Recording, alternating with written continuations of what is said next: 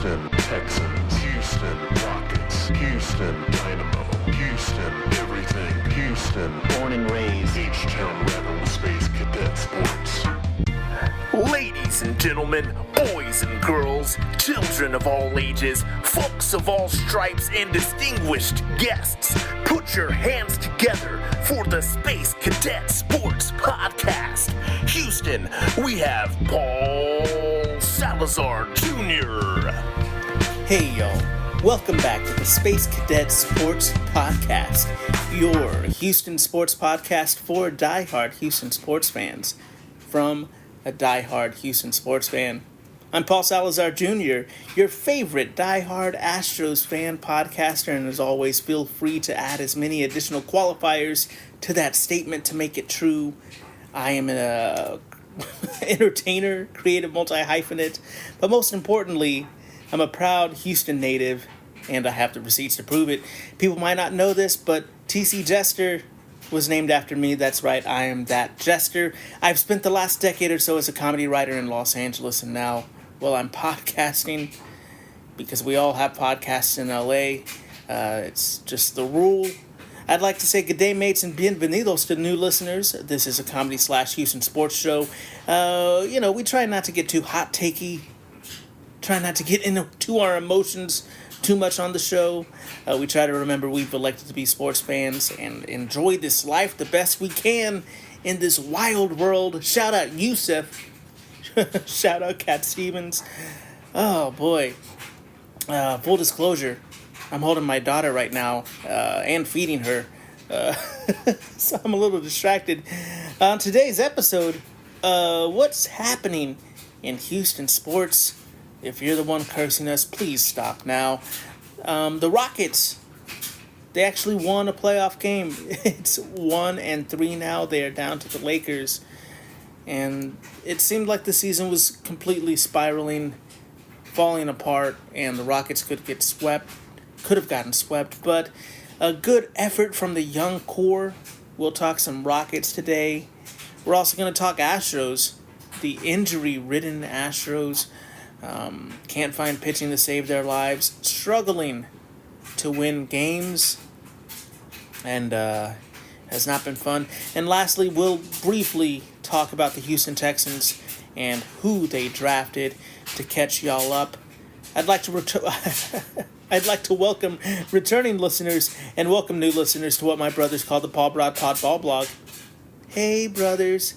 They're both Milford men. Shout out to my brothers. Shout out to Arrested Development fans. And shout out to the subs on the Substack. If you subscribe to the Substack, you're a personal hero of mine. Check out the Substack at spacecadetsports.substack.com for the full blog experience. Or the full blog experience, depending on your interpretation of my mumbles here. I'd like to welcome returning... I already said that. Goodness. Bear with me, folks. As always, we're recording this transmission here in sunny Los Angeles, where I'm joined by my co-host and co-producer, the Roz to my Frasier. Carla, the dog, is here with me. Longtime listeners of the podcast know that while I try to be emotionally responsible, she's got the hot takes on this podcast. She's allowed to speak, so you may hear a dog barking. But from time to time, this is how it goes. I'd also like to welcome new producer, baby Katarina, who is also allowed to chime in whenever she wants. The slogan of the podcast this season is, "We listen to women." Folks, full disclosure, I am holding my baby in my arms. I am feeding her bottle. It has been a while since I've been able to get a podcast out, so this feels like some kind of weird endurance challenge right now. I'm a first-time dad, and I'm learning as I go. Folks, thank you so much for bearing with me. I know that I have kind of been MIA when it comes to podcasting, when it comes to the blog recently. The Astros injury bug, actually, it affected me.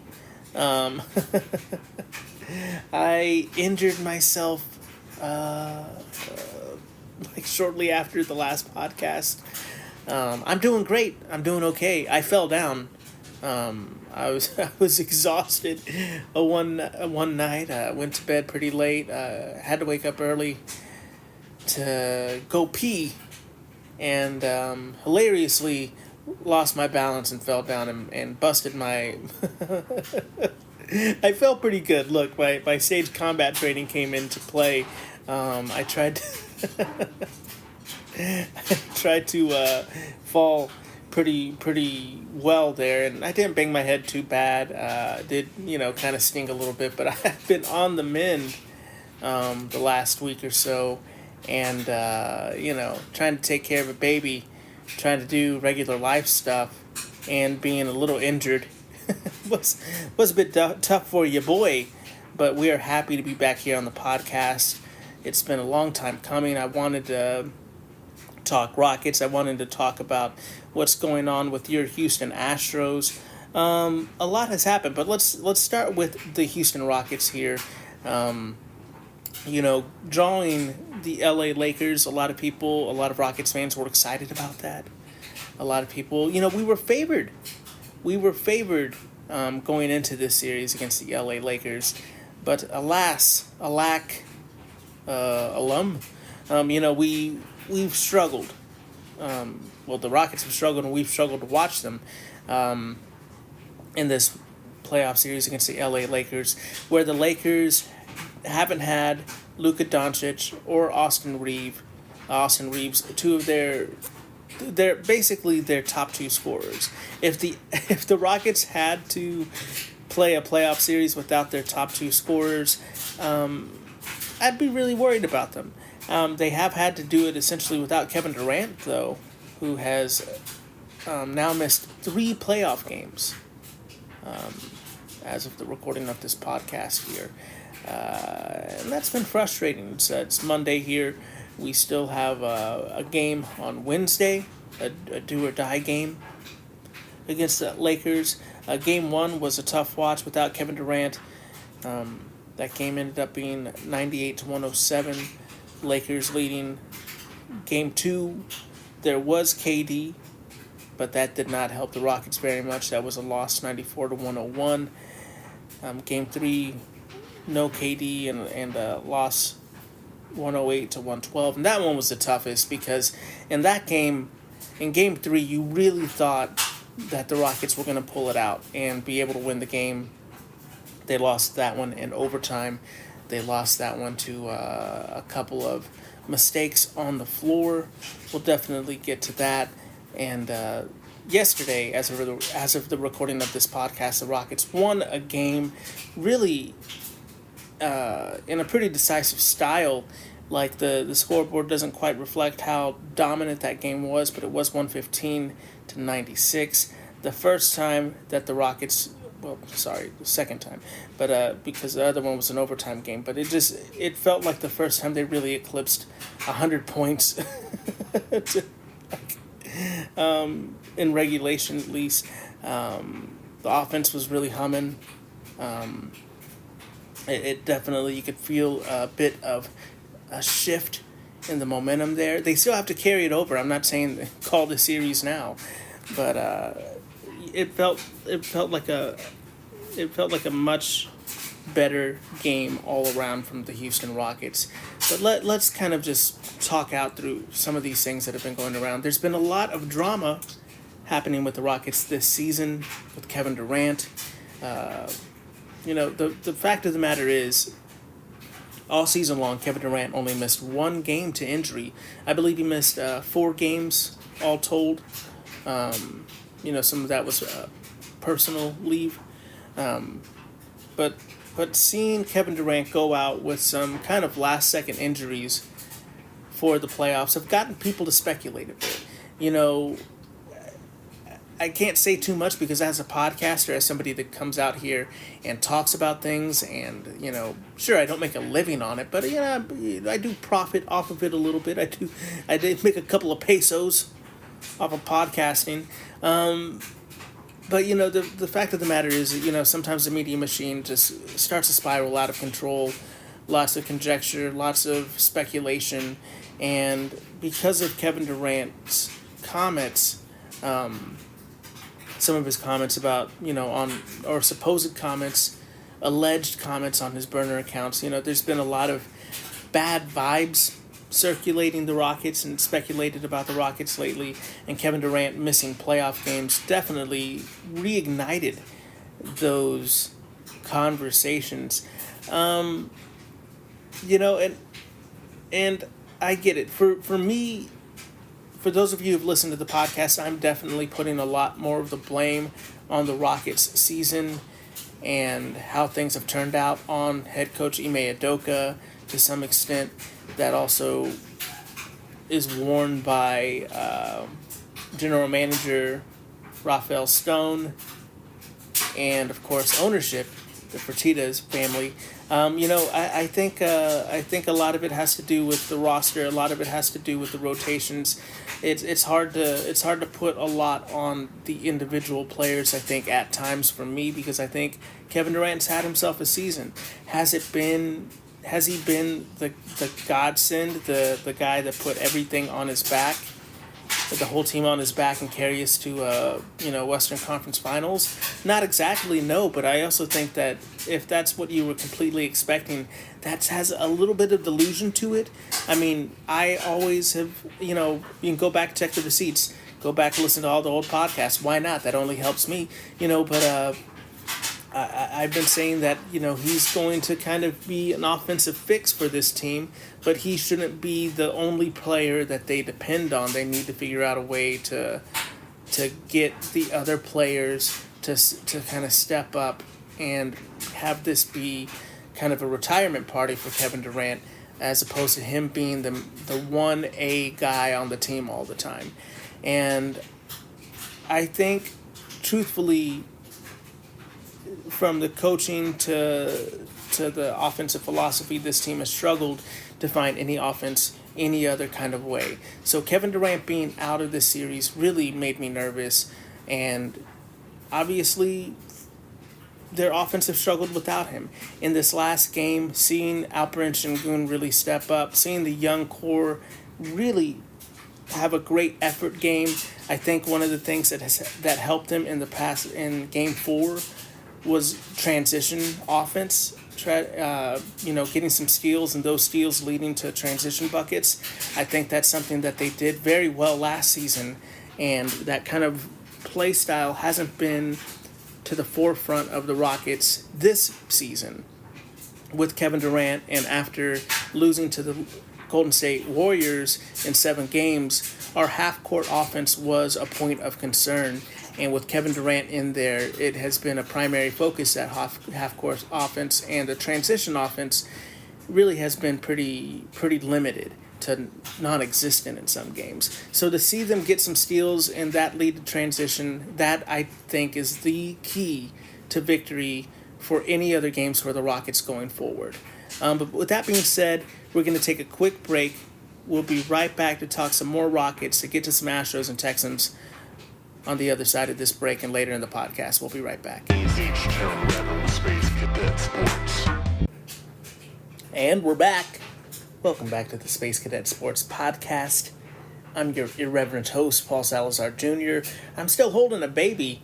I've got a baby in one arm, a bottle in the other. Carla the dog right next to me.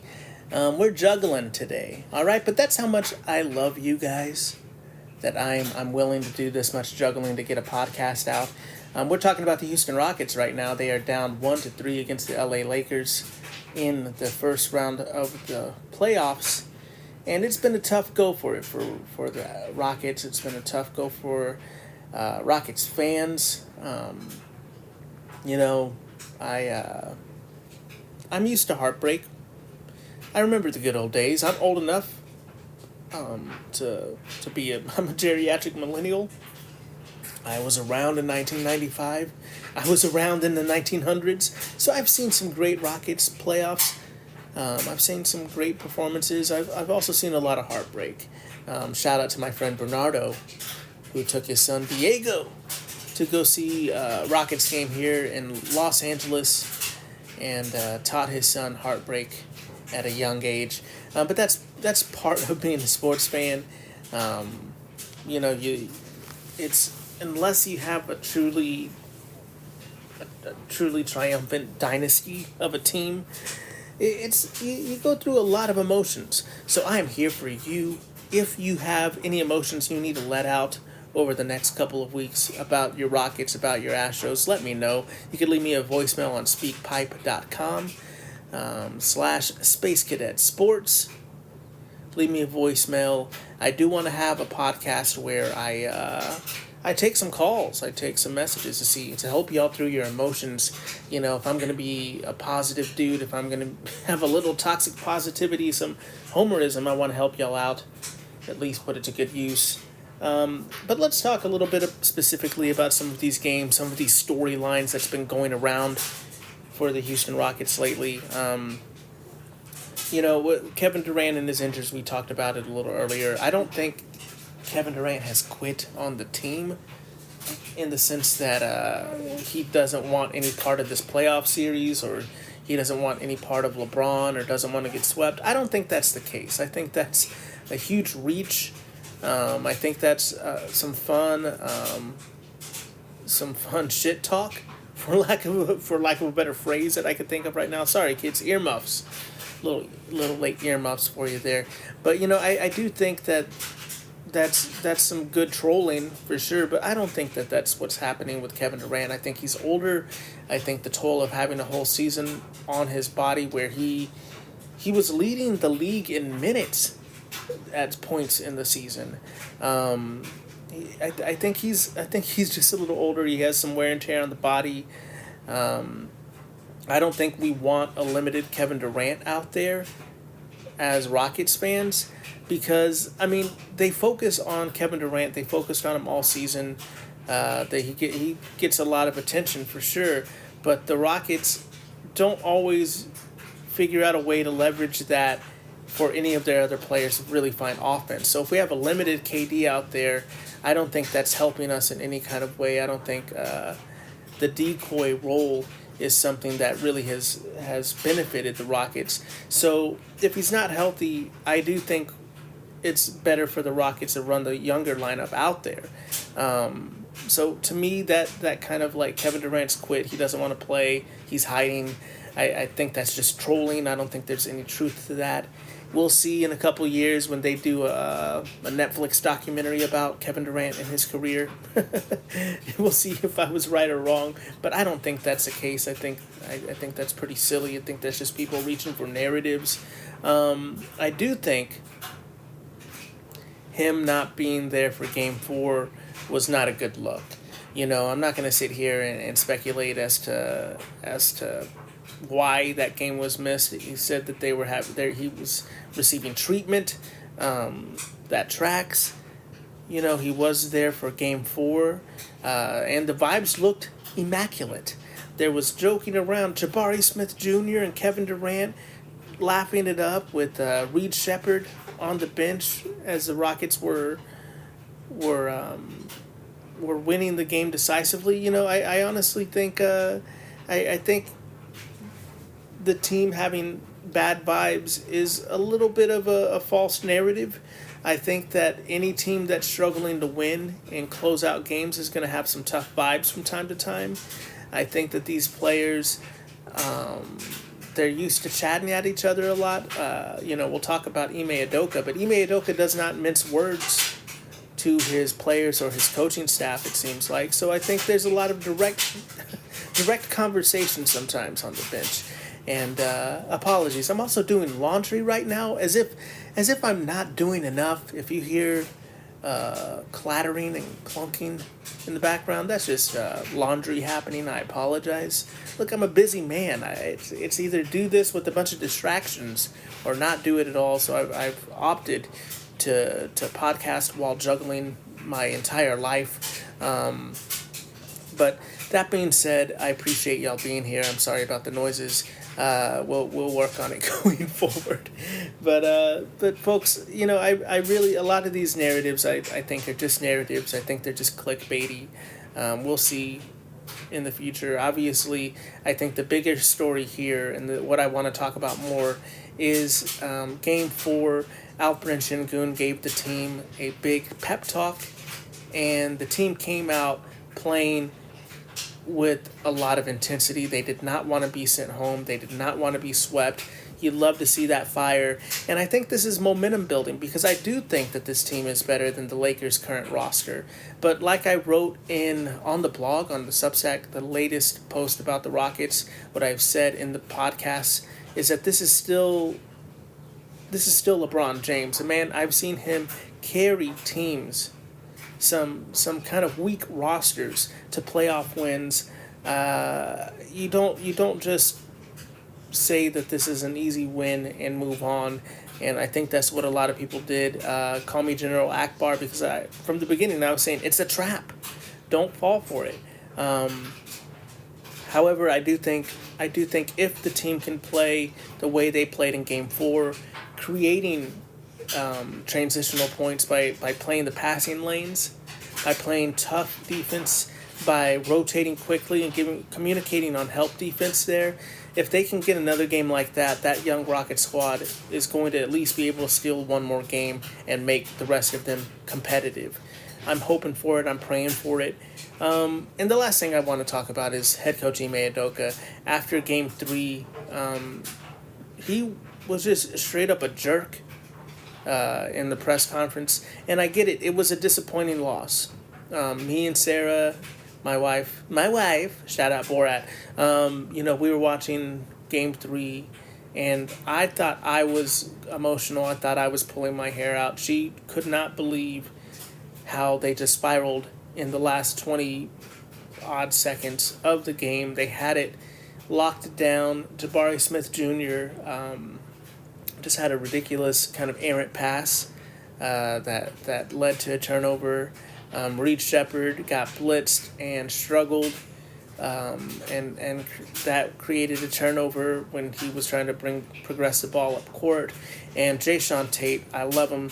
We support him here. We're fans of Jayshawn Tate, but sometimes he can be a little bit too much of a menace in these playoff games. He plays with a little bit too much passion, which I can't talk. Look, all I have is passion. I'm more passion than talent sometimes. So I get that that's what the guy brings to the table, but he did have a huge foul where he fouled someone taking the 3-point, behind the 3-point line, leading to 3 shots. It's just a bunch of little mistakes that really piled up and cost the Rockets the game, by the game being tied in regulation and then lost in overtime. It was tough. It was tough to watch. But this was also the second youngest starting 5 in NBA playoff history. This was a super young starting group. This is a super young roster and team. Jeff Green has gotten some minutes, but, there's a lot of young players here, a lot of inexperience still. And when this game ended, I kind of called it. I said to Sarah, I was like, Ime Udoka is just going to throw the kids under the bus. That's just what he does. There's no accountability from this coach. And that's exactly what he did. He threw the kids under the bus, which, that's child abuse. Get him out of there. Now that I'm a dad, I track that a little more. You're hurting the kids, Ime. And I think this has just been a larger thing. I've been talking about it the last couple months. My disapproval, I guess, of head coach Ime Udoka. I'm not mad. I'm just disappointed. I think taking zero accountability and just calling it, kind of throwing the kids under the bus, I'm kind of sick of it. I think this team, the way the roster is currently constructed, is not a team that is listening very well to Ime, or he's getting a lot of response from, or I don't know exactly how to explain it. I don't think Ime Udoka is the worst coach ever, but I just think that this roster, it's just not working for him. And he's not working for it. And I just think that if they end up winning a playoff series, it's going to be despite all of their problems, not because they figured it out. And I do worry that Ime Udoka might not be the best the best coach for this Rockets team going forward. And, we were talking in other podcasts about expectations. What are your expectations for the season? And if those expectations aren't met, who do you think gets the blame? Who's going to, in the blame game, who's a scapegoat? For me, right now, it's Ime Udoka. I do think I posted it on Instagram at Space Cadet Sports. The young starting core is actually doing very well statistically in this series. I don't want them to break this core up. I don't know why this season has just completely floundered offensively, and why there's no offensive strategy outside of Kevin Durant, outside of Fred VanVleet. You knew you weren't going to have Fred VanVleet all season long. You knew Steven Adams went down is going to be less offensive rebounds. This is not the transitional offense that we played last season. So why is there no offensive solutions from head coach Ime Udoka? And just the zero accountability from him on that is just has been rubbing me the wrong way, and it's just finally become too much. And I get it. A lot of people. I don't like being a negative person. I don't like being a guy that's calling for people's jobs all the time. But I do think in the case of the Rockets, for whatever reason, the roster isn't serving him. He isn't serving the roster. I do agree with a lot of the pundits and talking heads that I just don't know if the Rockets want to have him around if the goal is to win playoff games, because it just doesn't look like it's working. But we'll see. Let me know what you think. Let me know if you think that the Rockets need to move on coaching-wise, or if you are one of the people that, the KD stands blame Şengün and the Şengün stands blame KD. Who do you think is the scapegoat in this blame game? And how many more games do you think they could win? I honestly think they could, if they just need to take it one game at a time. If they can steal the next game, they're capable of stealing the one after. But it just has to be one game at a time, and they have to be able to play basketball the way they did in the last game. Well, with that being said, Carla's barking. We're going to take a quick break. We'll be right back. H-Town Rebel Space Cadet Sports. Hey, y'all. Welcome back to the Space Cadet Sports Podcast. I'm Paul Salazar Jr., your goofy host, your H-Town hustler, talking Houston sports. We just got done talking about the Houston Rockets. I still have the laundry going. I still have baby girl, baby cat in my hand right now. In my arms. She's not that small. She's a couple months now. Honestly, she's grown exponentially. She's not the little bean that I brought home a couple months ago. She's already growing, getting strong. She's flailing around, punching me in the face. You love to see it. She's gonna be a strong girl. But let's get to some Houston Astros stuff, folks. It has been a while since I've been able to talk Astros ball. For those of you who, I don't know why you would listen in the middle of the podcast, but I did get injured. I injured myself. I was on the IL for about a week there. But let's look at the Houston Astros. I can't go into specific detail because we just don't have the time, but let's look at the series since we last talked. The Astros won a series against the Colorado Rockies at home.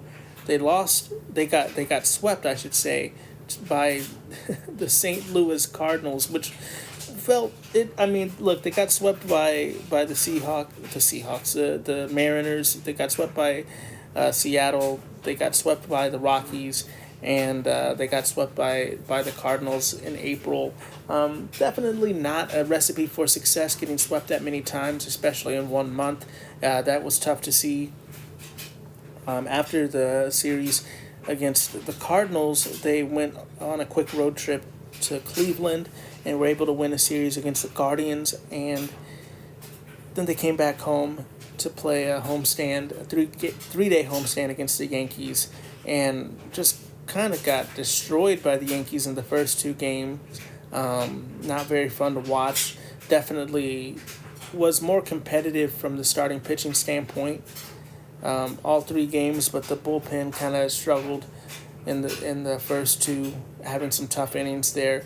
But just yesterday, they were able to beat the Yankees 7-4, losing the series, but at least avoiding the sweep.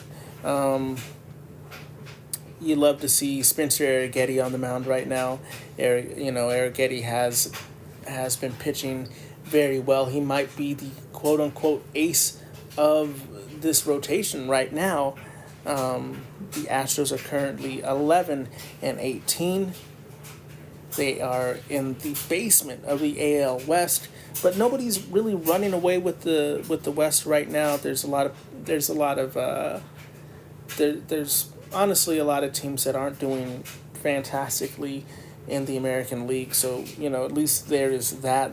The Astros are only 4.5 games out of first place in the AL West. That's not bad, especially given the state, how many months are left in the season, how many games are left to play. So it does feel bad. The pitching is bad, but there is time. There's time to fix this. There's time to improve on the standings. The biggest thing, honestly, hurting this team has been all the injuries.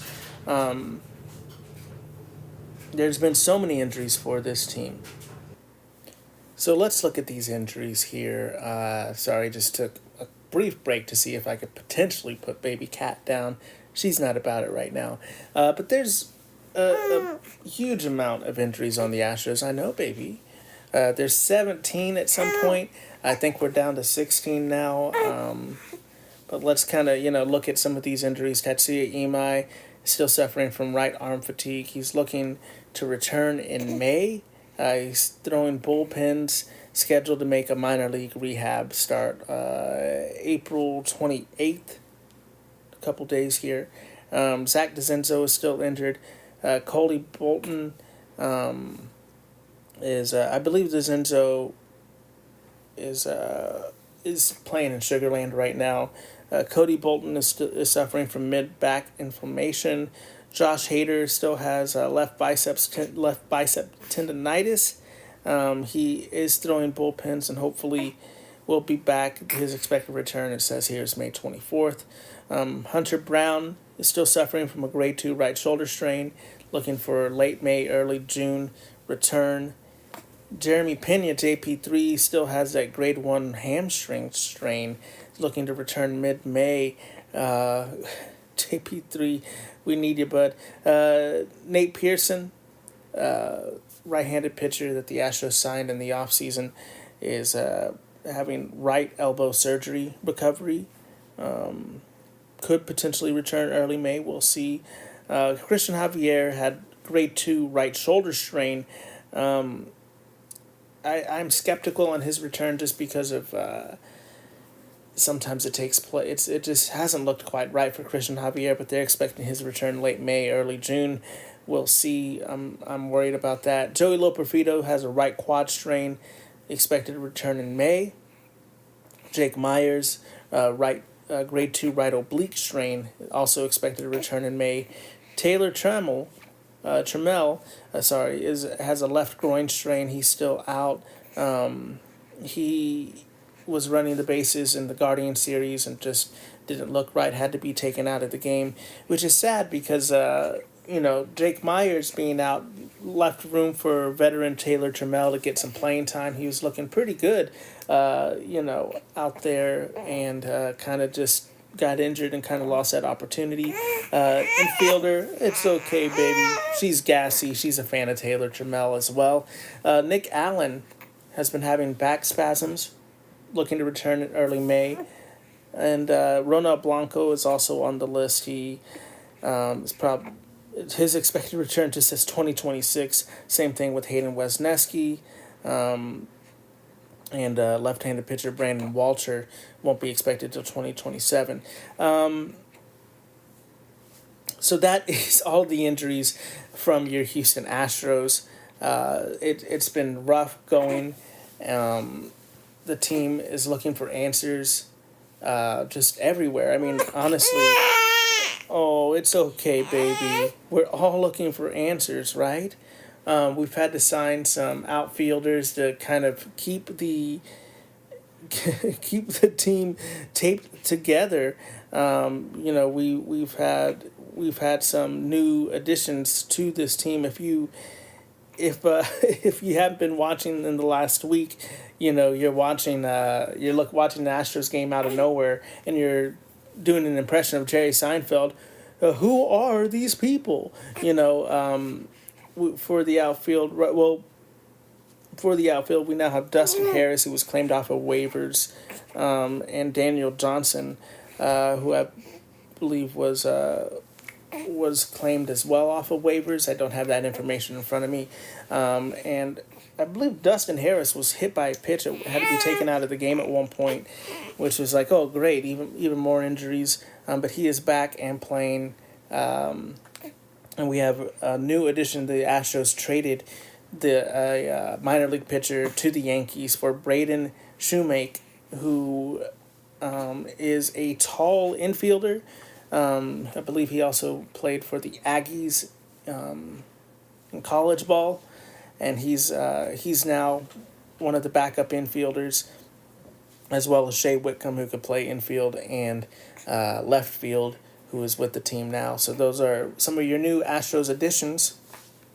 For those of you who have not been watching regularly, Shoemake, Daniel Johnson, and Dustin Harris all bat left-handed, so they're adding left-handed bats to the team. Seeing that Joey Loperfido and Taylor Trammell are no longer on the roster. Oh, it's okay, baby. It's okay. On the pitching side, Jaden Murray is now with the team.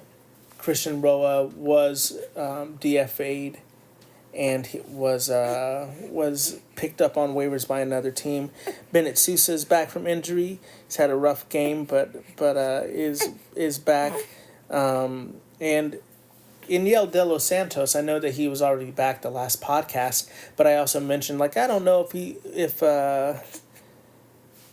Brian Abreu is losing his closer job, long term, but it does look like it is Iniel De Los Santos' job for the time being until maybe Josh Hader comes back, as Abreu has been inconsistent so far this season. Peter Lambert also is a starting pitcher that joined the rotation, who's done fairly well for himself, I have to say. He had a tough game, had a bounce-back game. We'll see how consistent he can be. Right now, it really has been unlucky for your Houston Astros this season. I'm not panicking yet.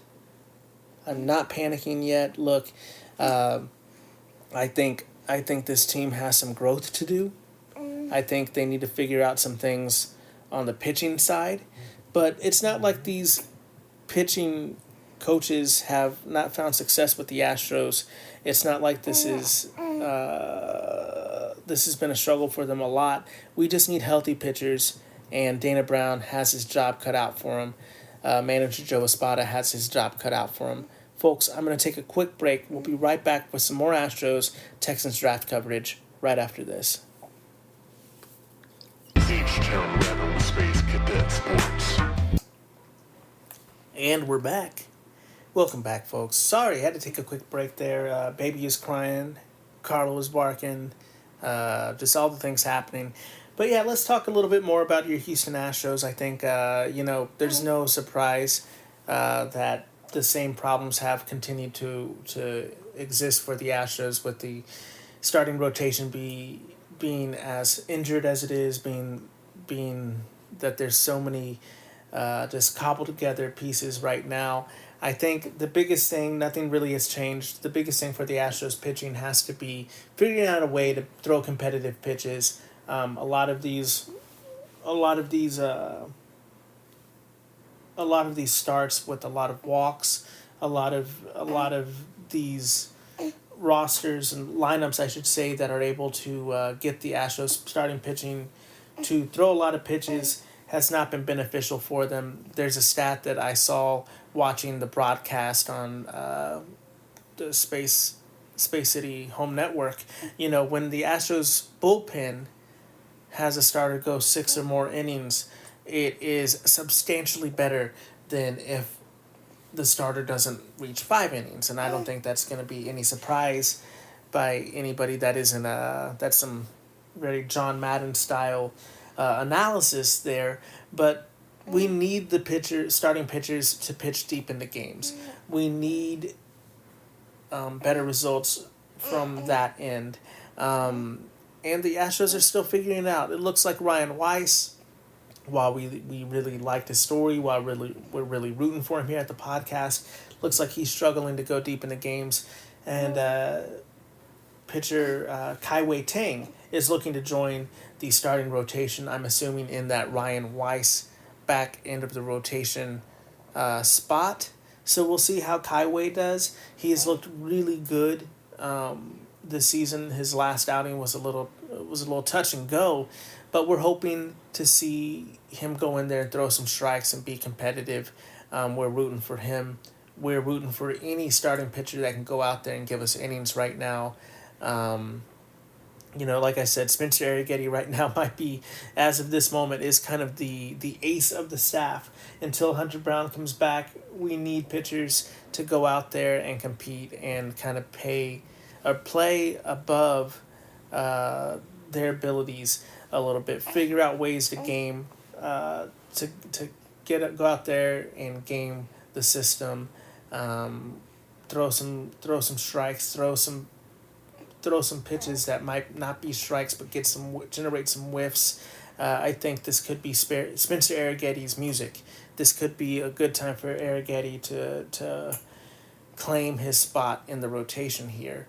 On the offensive side of things, Yordan Alvarez is out of his mind right now.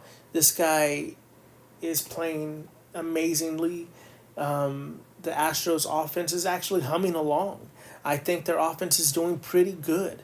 I think it just stinks that their pitching is doing so miserably that they just always need one extra hit with runners in scoring position to win these games. I think that the pitching will get better, but the offense just needs to kind of focus up.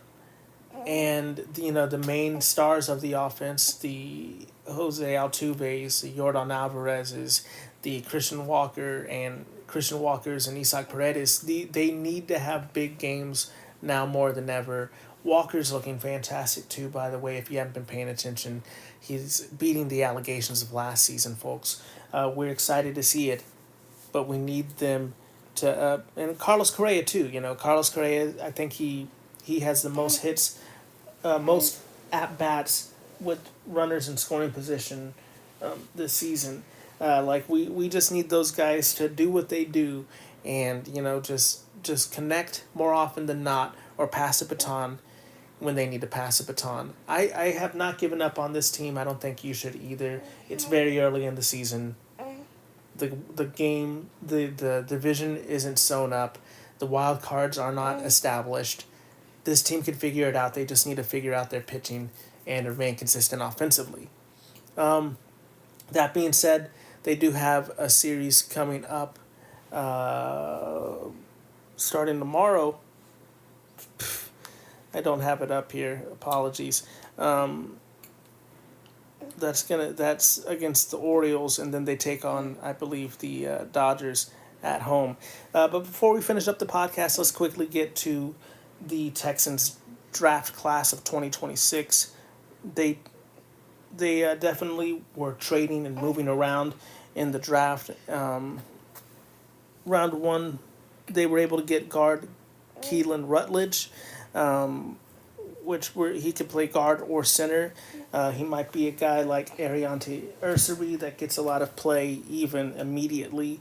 Round two, they got Caden McDonald, Big Mac. Oh, slipping on baby. Sorry for baby noises if she cries here. He's a defensive tackle, defensive lineman. And also in round two, tight end Marlon Klein was picked up. So hopefully that can shore up some of our tight end issues, give us some depth there. In round four, guard Pabichi Nwaiwu. I apologize. I do need to get some pronunciation guides on this. Never meant to be disrespectful. Baby Cat is laughing at me. In round 4, we also got linebacker Wade Woodez. And round 5, another USC defensive back Kamari Ramsey. Round 6, wide receiver Lewis Bond. That's Lewis Bond. And in round 7, linebacker Aiden Fisher. So we'll definitely keep tabs on these guys, let you know what people are saying about them as football season is approaching. But with that being said, we made it through this podcast, folks. My arm is exhausted. My head is mush. But my laundry is done. And with that being said, that's going to do it for this transmission, Space Cadets. Thank you so much for listening to the podcast. Please like, rate, review, subscribe, share. Maybe don't review today's performance, good Lord. And all that jazz. We are a small podcast and only go as far as our listenership takes us. That's right, baby cat. We are supported by listeners like you, so please share with a Houston fan or Australian in your life and give us a 5-star rating wherever you listen. Reach out on social media at Space Cadet Sports, or you can call in. Let me know your takes, especially if you're in your emotions the next couple days. Let me know at speakpipe.com/Space Cadet Sports. Check out the Substack. Once again, that Substack is spacecadetsports.substack.com, where you can subscribe to support. Look, I need help. If you want to help me or my baby or my dog, you can subscribe to the premium membership. We don't put a lot behind the paywall. That's just a way to help keep the lights on around here. So if you appreciate the podcast, that'd be nice. That'd be nice to help me and my baby. You can find me on social media if you made it this far. You like me and my weird sensibility some way or another. Find me at Paul Salazar Jr. on the social media. And you can find my other Substack on there and all my other nonsense, if you're nasty. Thanks so much for listening. Remember to be the best that you can be. Keep your head up, kid. And as always, vamos Houston, and abolish ICE.